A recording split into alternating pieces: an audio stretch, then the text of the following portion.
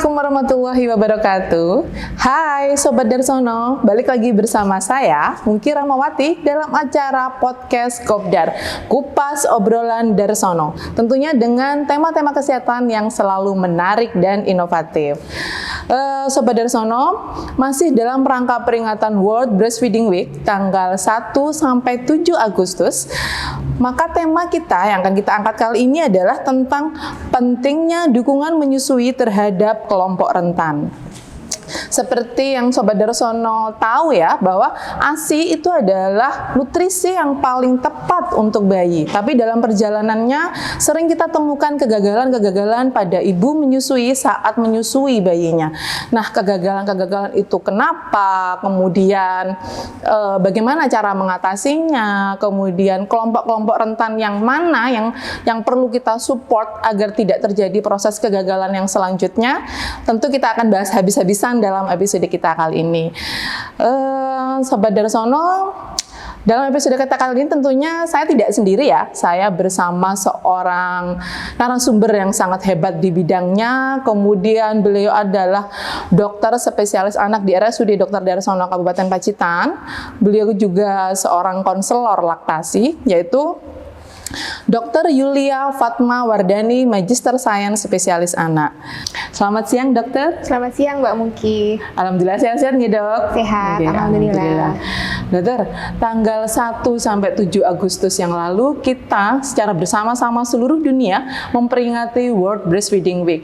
Itu kalau yang lain itu kan memperingatinya itu hanya 1 hari ya, Dok. Ini menyusui itu bisa seminggu loh peringatannya. Sebenarnya sepenting apa sih proses menyusui itu hingga seluruh dunia itu memberikan apresiasi yang luar biasa kepada ibu-ibu yang menyusui? Itu pertanyaannya bagus sekali, Mbak Mungki. Jadi dalam bulan Agustus itu di minggu pertama di seluruh dunia memperingati World Breastfeeding Week.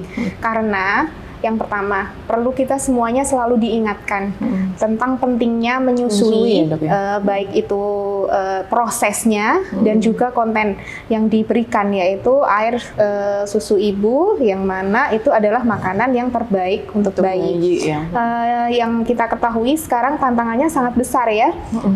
Banyak sekali kegagalan menyusui karena kita tidak lagi mempunyai kepedulian kepada proses menyusui, ibu menyusui maupun bayinya, sehingga seluruh dunia selalu mengingatkan. Kan manusia kadang lengah ya, kadang lupa gitu loh. Kalau setiap tahun kita selalu diingatkan, harapannya semua orang semakin bersemangat untuk menyukseskan menyusui, mendukung dan juga memberikan ruang yang seluas-luasnya supaya proses tersebut bisa berjalan dengan lancar gitu ya.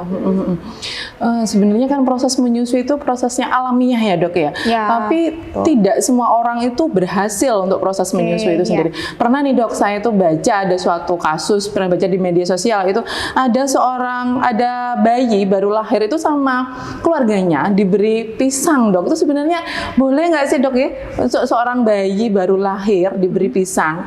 Dan rekomendasi makanan apa sebenarnya yang pas untuk bayi itu sendiri? Oke, jadi bayi yang baru lahir itu sebaiknya segera diberikan ASI, dan bila kondisi dari ibu dan juga bayinya memungkinkan segera dilakukan inisiasi menyusui dini ya. Bukan menyusui, menyusu. Oh, menyusu. Ya, jadi gitu. Yang berinisiasi untuk mengambil ASI adalah bayinya dan bukan kita yang berperan aktif untuk memberikan ASI itu kepada bayi yang baru lahir itu. Nah, makanya World Breastfeeding Week ini merupakan salah satu waktu yang paling pas untuk kita mengadakan meningkatkan pengetahuan semuanya supaya lebih melek lagi nih untuk semakin mendukung, karena dengan kondisi saat ini gempuran susu formula, kemudian juga dukungan dari kondisi ibunya yang mungkin tidak bisa segera menyusui, kondisi bayinya yang sakit, dan kemudian juga kondisi ibunya yang sedang bekerja. Nah, itu membuat proses menyusui itu sering terganggu. Nah, sesuatu yang alamiah tadi sebenarnya bisa dipelajari apabila sebelum ibunya itu melahirkan alias waktu sebenarnya masih remaja aja sudah penting nih Mbak Mungki untuk mempunyai pengetahuan yang cukup tentang menyusui. Kemudian ketika kehamilan sebaiknya juga sudah mempersiapkan bahwa ketika nanti bayinya lahir saya akan memberikan ASI. Nah, kayak gitu nih. Dan pentingnya lagi setelah lahir, maka ada tenaga kesehatan dan juga lingkungan keluarga yang sangat suportif untuk mendukung ya, memberikan ASI-nya dan memberikan bantuan ketika seorang ibu tersebut memiliki problem dalam menyusui. Ya, banyak sekali kan problemnya ya. Tadi dokter bilang bahwa remaja itu juga perlu diberikan informasi untuk proses menyusui. Remaja usia berapa itu dok? Sebenarnya kan remaja itu adalah proses untuk masih untuk mencari ilmu, kemudian bukan untuk proses melahirkan dan menyusui ya kalau remaja. Nah ini remaja usia berapa nih dok dengan kasus-kasus yang seperti apa? Sebenarnya untuk remaja usia sekolah menengah ya, itu sebaiknya sudah mulai ada paparan informasi tentang masuk ke dalam kurikulum gitu bisa? Mungkin bisa suatu saat ada diselipkan di ekskul, kemudian juga materinya pasti sudah terdapat di materi sekolah ya. Cuman sambil lalu saja. Namun kalau ketika kita sudah akan sangat serius untuk menyukseskan program menyusui, maka remaja pun juga harus kita gandeng supaya mereka sudah tidak tabu lagi ketika membicarakan menyusui. Kemudian apalagi seorang remaja putri ya, apa ya ketika yang harus saya persiapkan ketika nanti saya sudah berkeluarga, kemudian saya hamil, saya menyusui, kemudian dia juga bisa menjaga kesehatannya, ya, menjaga organ tubuhnya sehingga tidak asal ya, maksudnya ketika dia nanti sudah menjadi seorang ibu gitu, dia benar-benar nggak paham bahkan caranya gimana cara menyusui, mungkin malah justru dia mempersiapkan susu formula dan botolnya, demikian ya. Berarti sangat penting sekali ya dari dasar banget, dari remaja itu sudah mulai harusnya sudah mulai terpapar tentang ilmu-ilmu tentang ASI dan menyusui ya dok. Nah kembali lagi ke tema yang World Breastfeeding Week tahun 2024 ini kan tentang closing the gap support breastfeeding for all. Nah ini sebenarnya kelompok-kelompok mana yang sebenarnya perlu untuk diberikan motivasi, diberikan bantuan, diberikan support, itu kelompok-kelompok mana dok? Selain yang remaja tadi ya, remaja tadi sudah jelas memang perlu bantuan untuk dari sejak awal gitu. Sebenarnya kelompok-kelompok itu ada di sekitar kita Mbak Mungki ya. Oh iya? Iya, sebenarnya mulai dari kan kita bekerja di rumah sakit ya, seorang ibu yang sedang sakit tapi dia baru saja melahirkan, dia termasuk kelompok rentan juga. Iya, kan ada problem, ada kesulitan di mana dia tidak bisa memberikan ASI secara langsung. Bagaimana teknik yang dia bisa lakukan untuk tetap memberikan ASI kepada bayinya? Itu juga salah satu kesulitan kan, itu PR besar kita ya berarti ya dok ya. Nah itu dia termasuk kelompok rentan. Yang kedua, bayi yang sedang dirawat di rumah sakit kita misalnya dengan bayi dengan problem kesehatan, problem pernafasan di mana dia harus memakai alat bantu nafas, dia sedang kondisinya tidak stabil, tidak bisa minum ASI dengan mulut secara langsung. Nah, itu dia juga termasuk kelompok rentan bayi yang tidak mungkin ada tantangan untuk tidak dapat mendapatkan ASI dari ibunya. Kemudian juga teman-teman kita nih, ya, teman-teman kita dan mungkin kita juga nih Pak. Kita sebagai orang yang bekerja nih, wanita yang bekerja itu 3 kali lebih besar kemungkinannya untuk mengalami kegagalan menyusui dibandingkan dengan ibu yang tidak bekerja. Oleh karena itu sebenarnya apa yang harus dipersiapkan, kemudian bagaimana cara saya mencari pertolongan ketika saya ada masalah, saya harus bertanya kemana. Nah kayak gitu tuh perlu ada wadahnya sehingga orang-orang yang demikian itu bisa bertanya, bisa mendapatkan juga kesempatan untuk menyusui dengan baik.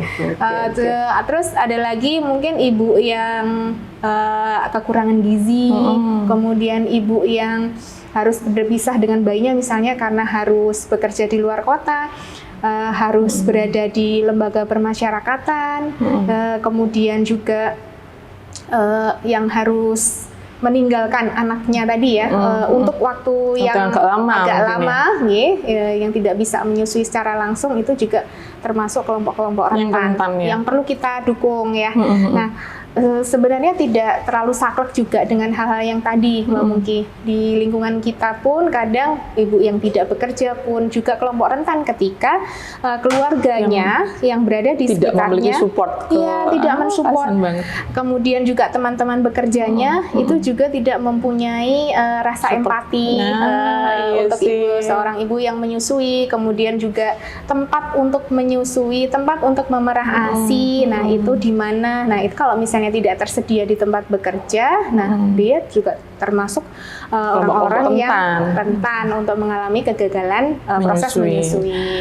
Iya sih dok ya, saya pernah mengalami masa-masa seperti itu, masa-masa sulit menurut saya. Waktu itu anak saya masih usia bayi, kemudian tempat kerja saya saat itu belum memiliki tempat yang pas banget waktu itu, jadi saya harus benar-benar mengambil sela-sela di antara kesibukan dan di tempat yang agak sempit waktu itu. Tapi alhamdulillah segala sesuatunya itu berjalan dengan lancar, dan semoga yang lainnya juga nggak apa-apa sih. Kemudian ini dok, tentang beberapa hal yang terkait tentang ibu-ibu yang kurang energi protein tadi dok. Itu sebenarnya bagaimana harusnya kita terhadap kekurangan gizi pada ibu-ibu tadi dok? Ya, sebenarnya pada ibu menyusui itu kandungan ASI-nya antara yang ibu sudah yang mencukupi kan ya gizi dan yang tidak kekurangan gizi sebenarnya tidak terlalu gapnya tidak terlalu jauh. Cuman mungkin kondisi menyusui pada ibu yang kekurangan energi protein, istilahnya kurang gizi ya, itu akan mengancam kesehatan ibunya, kemudian mengancam cadangan kalsiumnya dan sebagainya, sehingga dia bisa menghentikan menyusuinya ketika kondisi kesehatannya sudah tidak baik. Jadi boleh dihentikan ya dok ya, bila mengancam nyawa si ibu berarti? Sebenarnya bisa, tapi sebenarnya bisa dicegah Mbak Mungki. Ketika tadi sebelum dia melahirkan, alias ketika dia sejak hamil atau mungkin sebelum kehamilan, sebenarnya dia sudah mempunyai awareness tentang kondisi kesehatannya ya, berat badannya harusnya dia itu idealnya berapa, makanan yang harus dia makan, kemudian minuman airnya yang harus dia konsumsi berapa, jenis makanan apa yang harus dia konsumsi, tanda-tanda kecukupan nutrisi buat seorang ibu hamil, ibu menyusui itu berapa gitu ya, itu tuh bisa, dan itu kan di rumah sakit kita juga sebenarnya ada ahli gizi ya, jadi ini merupakan tempat yang tepat ya untuk mencari konsultasi mencari informasi.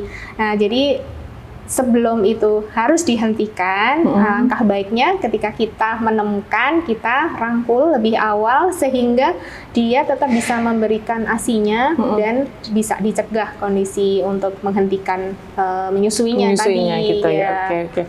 Dok, sebenarnya kalau dari pemerintah sendiri itu dok, mendukung banget nggak sih dengan proses menyusui pada ibu-ibu hamil itu dok? Ada nggak sih kebijakan-kebijakan yang mendukung ibu-ibu menyusui tadi? Ya, kebijakannya sangat banyak, Mbak. Mulai dari peraturan pemerintah, undang-undangnya juga sudah ada, dan itu sudah sangat detail mencakup tentang sampai ke cuti bekerja dan sebagainya. Gitu. Yang perlu berapa lama ini? Bisa ditambah nggak ini cutinya? Sebetulnya masih 3 bulan ya. Masih 3 bulan ya. Padahal kalau di luar negeri ada yang sampai 6 bulan katanya. Ya, itu sebenarnya merupakan salah satu bentuk apresiasi pemerintah pada kita ibu yang harus menyusui bayinya. Kan menyusui itu ada yang berbagai macam cara nih, Mbak.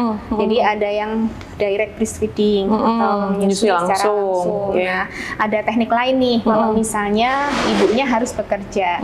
Nah, kita kan ketika bekerja bisa memompa ASI setiap 2 sampai 3 jam sekali, dan itu tidak boleh di skip ya. untuk mempertahankan produksi ASI-nya. Ketika di rumah, dia bisa memberikan ASI-nya kepada bayinya secara langsung, dan ketika dia bekerja, ASI perahnya itu bisa diberikan oleh keluarga yang lain dengan media. Yang medianya apa ini dok? Nah, medianya takutnya ada bingung puting, kayak gitu itu juga masalah yang rawan banget loh untuk bayi. Jadi media yang digunakan untuk memberikan ASI perah sebaiknya tidak mengganggu proses menyusui selanjutnya. Ya gitu. Sebisa mungkin dihindari pemakaian dot. Ya, nah kalau nggak bisa nih gimana ya dok ya? Bisa dengan media sendok, kemudian juga dengan cup feeder atau gelas khusus yang untuk memberikan ASI, bisa dengan gelas kecil, ya, bisa dengan pipet. Ya. Kalau pakai gelas itu nggak takut tersedak gitu ya dok ya? Ya ada tekniknya, nanti mungkin sesi yang selanjutnya. Mungkin perlu ya, Anda sering-sering kayak gini nih. Nah terus pentingnya ketika ibu bekerja di rumah memberikan ASI secara langsung, tidak usah dengan ASI perahnya ya. ASI perahnya ketika dia kerja aja ketika malam full memberikan ASI secara langsung supaya produksi ASInya tetap terjaga bagus. Iya, banyak teman-teman kita kayaknya banyak juga ya Mbak ya yang tetap seperti itu ya. Banyak kok dok ya. Sekarang kan sudah kampanye ASI itu kan sudah sangat merajalela lah ke teman-teman. Jadi teman-teman itu sudah ilmu pengetahuannya sudah banyak, sudah mengerti banget tentang pentingnya ASI itu sendiri. Cara-caranya mereka juga sudah browsing sendiri, jadi ilmunya sudah dapat gitu. Kalau zaman dulu itu masih minim banget dok, jadi kayaknya itu masih berjuang sendiri waktu itu tahun 2012 itu. Ya memang perjuangan ya, namanya menyusui itu memang penting, tapi memang harus berjuang. Harus diperjuangkan banget. Bahkan dulu saya menyusui ketika saya sedang menjalani program pendidikan dokter spesialis. Itu pasti berat banget. Berat sekali, beratnya luar biasa. Tapi alhamdulillah semuanya bisa dilewati karena kita bersama dengan teman-teman yang support. Gitu. Ya. Harus berada dalam lingkungan yang saling mendukung ya dok. Lingkungannya harus bagus. Kemudian juga supervisor kita, dokter-dokter yang spesialis di lingkungan kita itu juga sangat mendukung proses menyusui. Jadi kita merasa diperhatikan dan ada fasilitas. Jadi tidak akan mungkin itu semua bisa sukses kalau misalnya kita cuma berdiri sendiri ya Mbak tadi. Dulu Mbak mungkin juga ini kan waktu itu masih bekerja. Masih bekerja waktu itu. Iya, jadi cuman ya karena kadang-kadang mungkin waktu bekerja yang mungkin kurang fleksibel tadi, jadi kadang-kadang ada jeda waktunya, ada skipnya untuk proses pumping yang 2-3 jam sekali. Jadi ketika proses menyusui di rumah kadang-kadang macet kayak gitu. Jadi memang harus berjuang banget untuk proses menyusui itu dok. Memang ketika kita mulai men-skip untuk memerah ASI ketika kita sedang tidak bersama bayi, itu akan sangat ngaruh sekali di produksi ASI-nya. Karena memang kan produksi ASI kan berdasarkan demand ya. Jadi kebutuhan bayi yang membuat tubuh kita itu akan memproduksi ASI. Ketika kita tidak mengeluarkan, maka tubuh kita juga menanamkan sinyal bahwa dia tidak dibutuhkan, sehingga tidak diproduksi dalam jumlah yang cukup, sehingga kita merasa mulai seret. Nah, ketika seret, stres banget stresnya itu. Padahal stresor pada ibu yang menyusui itu akan semakin menyurutkan produksi ASI selanjutnya. Si malakama kayak berputar terus ya, semakin kita jarang menyusui, jarang mengeluarkan ASI-nya, produksinya semakin sedikit, semakin sulit, semakin stres lah kita. Semakin stres, semakin seret, jadi akhirnya jadi mampet. Jadi memang luar biasa untuk ibu bekerja itu. Memang benar sih, kemungkinan alasan untuk menghentikan itu malah justru lebih banyak banget daripada ibu yang tidak bekerja. Dari ibu yang tidak bekerja gitu Mbak. Jadi yuk kita dukung ya teman-teman semua, Sobat Darsono. Jadi insya Allah semuanya tuh pasti akan ada pahala yang berlipat untuk kita yang menyusui, untuk yang memberikan support, kemudian memberikan fasilitas, itu pasti pahalanya sangat berlipat dari Allah gitu.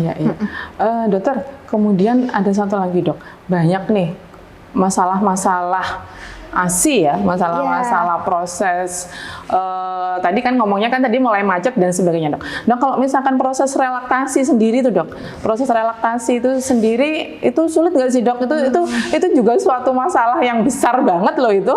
Wah itu yang sering tidak bisa dibayangkan sulitnya luar biasa. Luar biasa banget tuh proses relaksasi. Ya, proses relaksasi itu sulit baik untuk yang menjalani maupun yang membantu. Ya, jadi ilmunya aja ada tersendiri kurikulumnya. Oh gitu ya? Oh gitu, ada sendiri ya untuk? Ada sendiri. Jadi nggak bisa dong dalam 15 menit kita ngobrolnya nggak bisa dong ya? Nggak bisa untuk relaksasi luar biasa karena kita harus tahu problem apa yang mendasari dia berhenti. Ya? Nah, gitu. Dan ketika berhenti apa problem yang didapat? Misalnya sampai tidak ada ASI nih, nah itu kesulitannya lebih besar mbak daripada yang baru 1 minggu ya 1 minggu tidak menyusui. Kemudian juga tergantung dengan usia bayinya juga. Gitu. Semakin besar bayinya semakin sulit ya.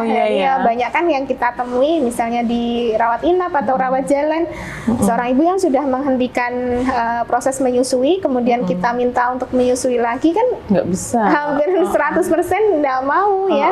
Nah itu jadi kalau sebelum sampai relaksasi kita harus mencegah dulu aja Iya. Kembali lagi ke prinsipnya ASI yang supply by demand ya. Jadi mungkin semakin sering disusukan, semakin sering diperah, maka ASI juga nggak akan sampai ke macet kayak gitu. Sampai ke macet gitu. Sebenarnya kalau untuk dukungan itu luar biasa ya yang perlu effortnya kita ini untuk meningkatkan pengetahuan keluarga terutama ya. Kadang karena keluarganya ibu itu malah justru ketika ada masalah sedikit aja langsung larinya ke susu formula. Itu. Karena brandingnya susu formula itu luar biasa. Dan mereka membuat itu puluhan tahun Mbak Muki. Zaman dahulu kan nggak ada ya susu formula, tapi setelah 20-30 tahun kemudian ternyata sangat-sangat luar biasa impact-nya kepada kita aja juga ya. Mereka kampanye besar-besaran untuk mempromosikan susu formula itu. Susu formula itu bukan barang yang haram. Ya, susu formula itu bukan barang yang haram, bukan berarti kita memperlakukan dia seperti tidak usah kita sentuh, enggak kayak gitu juga sih sebenarnya ya. Saya sebagai dokter anak juga tidak mungkiri ketika ada satu indikasi yang tidak memungkinkan untuk ibu menyusui, nah itu kita juga harus dengan bijak menyampaikan kepada keluarga dan juga ibunya bahwa tidak ada masalah untuk memberikan susu formula. Ya. Memang jadi pemberian susu formula terutama pada bayi usia 0 sampai 6 bulan sebaiknya dengan rekomendasi dari tenaga kesehatan. Oh gitu. Karena ada hal-hal khusus ya. Ada hal-hal khusus, kemudian juga ada risikonya juga ya. Gitu. Jadi risikonya apa aja itu, Dok? Nah, risikonya kalau pemberian susu formula itu. Mulai dari ini, Mbak Muki. Jadi mungkin kan dia kan proteinnya berbeda nih ya dengan proteinnya yang dari ASI. Jadi kan dia kan dari susu sapi. Jadi kemungkinan dia mengalami alergi juga bisa. Ternyata dia tidak bisa menerima. Yang kedua, proses pembuatannya. Tidak memungkiri juga mungkin sudah berhati-hati tapi tetap tercemar. Ada mungkin ada yang diare kayak gitu ya dok jadinya ya. Bisa akhirnya jadi diare. Kemudian juga mungkin ada problem yang lain sampai muntah. Ya. Banyak dok kasus di rumah sakit ini dok. Banyak sekali. Banyak sekali ya. Cuman, karena itu. Akhir-akhir ini ternyata pengetahuan ibu-ibu tentang ASI itu jadi lebih bagus ya. Jadi walaupun kadang malah justru yang dari tingkat pendidikan yang rendah itu biasanya mereka malah lebih gampang sekali lebih mudah untuk diberikan susu formula. Oh gitu, malah yang tingkat pendidikannya lebih rendah, pemberian susu formulanya seperti itu. Oh gitu ya. Oh berarti perlu edukasi sampai ke bawah ini dok? Sampai ke bawah dan semua kita, jadi bukan hanya soal dokter, perawat, bidan, tapi semua aja ya ini Sobat Darsono kita harus menggiatkan pemberian ASI gitu. Pemberian susu formula yang terlalu encer, terlalu kental itu aja sudah bisa bikin masalah ya. Nah, Cuman pemberian susu formula yang terindikasi itu biasanya aman karena gitu, kan sudah diawasi sesuai. kan ya. Terus apa alasannya? Misalnya pada ibu yang mengalami infeksi HIV ya misalnya, karena keputusannya dia memberikan susu Iya, formula. iya. Kemudian pada ibu yang meninggal dunia Oh, gitu. ya. Kemudian pada kondisi khusus bayi yang tidak bisa menerima ASI, bayi yang dengan inborn error of metabolism ada. Jadi dia tidak bisa menerima ASI. Jadi dia harus pakai susu khusus. Itu sebenarnya memang lebih mahal ya. Iya. Jadinya Tapi karena memang kondisi-kondisi khusus tadi ya dok ya, karena jadi itu ada dalam kondisi pengecualian ya, gitu ya. dalam pengecualian. Terus juga sebenarnya kerugian dari susu formula itu selain lebih mahal, lebih ribet. Lebih ribet. Biasanya kalau bayi nangis langsung di TTI ya gitu nih dong. Kalau lebih praktis menyusui kan, lebih praktis kita, banget. Dan itu jelas pasti higienis sih. Terus juga industrinya itu kan mencemari juga lingkungan Oh, gitu. ya. Kita Jadi banyak bayangkan banget ininya. berapa kaleng-kaleng yang Iya, harus iya. dihabiskan, kotak-kotak susu yang harus Iya, ada iya. sampah-sampahnya. Betul, Kemudian betul, juga tadi belum lagi kalau misalnya ada masalah tadi harus berobat, harus Iya, wah, ternyata malah lebih karena kompleks diare ya, misalnya Uh-uh. karena diare Hanya satu jadi diare harus- masanya jadi panjang. Gitu, iya, iya. Dok, kalau di sini di Pacitan sendiri itu aja sudah ada belum apa ya, sejenis peer group atau kelompok dukungan terhadap ibu-ibu menyusui sendiri itu ada nggak? Sebenarnya ada kelompok pendukung ASI ya kalau nggak salah ya, KPASI. Oh, sudah ada. Oh, gitu. Biasanya itu di tingkat kecamatan. Oh gitu. Iya, Oh sudah ada biasanya berarti ya. Sudah kayaknya di tiap kecamatan ya Mbak Mugi. Cuman saya belum tahu sih kegiatan realnya dan apakah ada kegiatan yang rutin dilakukan. Cuman sepertinya saya dengar kayak ada yang sudah mencanangkan KPASI dan sebagainya itu udah ada sebenarnya. Oh, Mungkin gitu tapi ya. kegiatannya mungkin kurang meriah ya. Mungkin lain kali perlu kita undang. Oh iya, boleh. Jadi kalau misalkan ada seorang ibu yang perlu konsultasi tentang menyusuinya, ini harusnya dia berjalan kemana dulu nih dok? Sebenarnya Untuk konsultasi dan sebagainya ini gimana? Oke. Mungkin mereka termasuk dalam golongan ibu-ibu yang rentan tadi. bisa ke tenaga kesehatan terdekat dulu jadi Gitu ya. misalnya problemnya seberapa berat. Mungkin kan kalau menyusui ya Mbak Mungki ya, terutama problemnya yang pertama itu kan perlekatan sama Perlekatan. posisi Iya, ya. iya, perlekatannya, posisi bayinya. Nah, tenaga kesehatan kan juga sudah diajari. bisa memberikan edukasi itu. Jadi ketika sudah dilakukan dua itu, perlekatan dan posisinya dibenarkan, kemudian masih ada masalah, nah boleh nih datang sebenarnya ke klinik laktasi atau mungkin ke poli anak ya. Oh gitu. Gitu. Iya. Jadi ada ya dok di poli anak. Oke, siap. ya, nanti sebenarnya banyak yang perlu kita persiapkan untuk polilaktasi karena ternyata sangat beragam problemnya. Problem menyusui sendiri itu ya. Baik juga kadang bayinya ada yang tangkai, ada yang lip tie, ada yang bayi kondisi khusus, misalnya dengan sumbing, kemudian itu dong, bayi kayak gitu. PPLR yang dia belum bisa minum langsung, yang dia minumnya lepas-lepas, yang tuh. penyakit jantung bawaan. Banyak banget ternyata rentetannya itu. Iya. Jadi sebisa mungkin kita membantu ketika dia sudah baru awal melahirkan itu. Jadi sudah ada langsung dukungan dari kita mendukung tim dari kesehatan. di rumah sakit kita kan juga rumah sakit sayang ibu. Iya. Nah, jadi setiap kali habis melahirkan kan kalau yang stabil kan dirawat gabung nih. Nah, semua yang bertugas itu semuanya memberikan edukasi sih untuk menyusui dan memberikan kesempatan juga.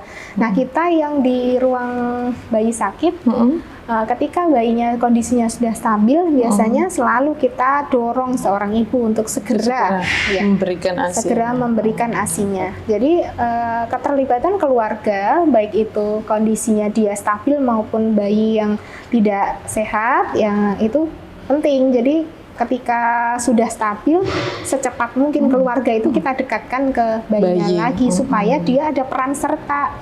Jadi enggak cuma nitipin aja yang sakit itu gitu, tapi dia juga berperan. Kemudian ibunya mulai menggendong, kemudian yang bayi kecil langsung dilakukan kangguru mother care atau gendong kangguru, latihan menyusui, latihan memberikan minum lewat media-media tadi gitu. Jadi itu kita lakukan sedini mungkin sehingga ketika pulang harapannya sudah mandiri ya si ibu tadi. Ibunya sudah siap, bayinya juga sudah bisa. Nah kalau misalnya keduanya enggak klop, ibunya ternyata masih takut nih.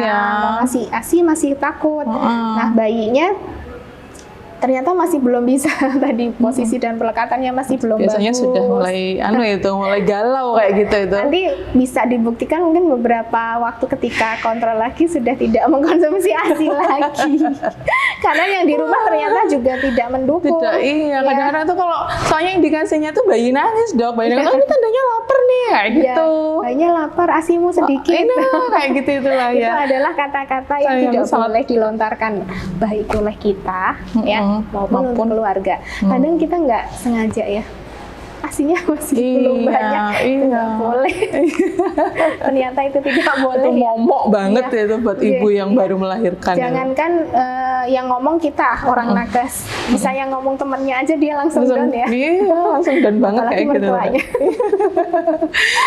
Menarik banget ya dok perbincangan kita kali ini, kayaknya nggak ada habisnya nih kalau ngomongin soal ASI. Cuman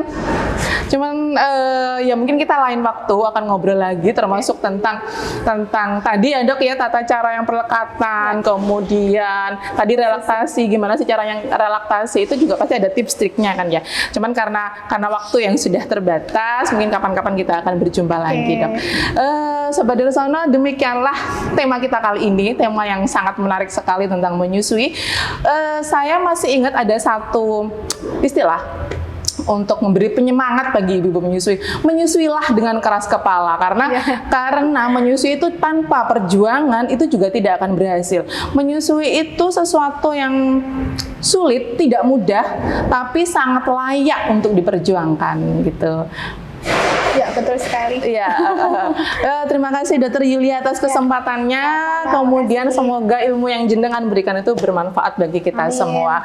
Baik, Sobat Darsono, kita akan kembali lagi ke next episode yang selanjutnya dengan tema-tema yang lebih menarik selanjutnya. Terima kasih. Wassalamualaikum warahmatullahi wabarakatuh. Waalaikumsalam warahmatullahi wabarakatuh.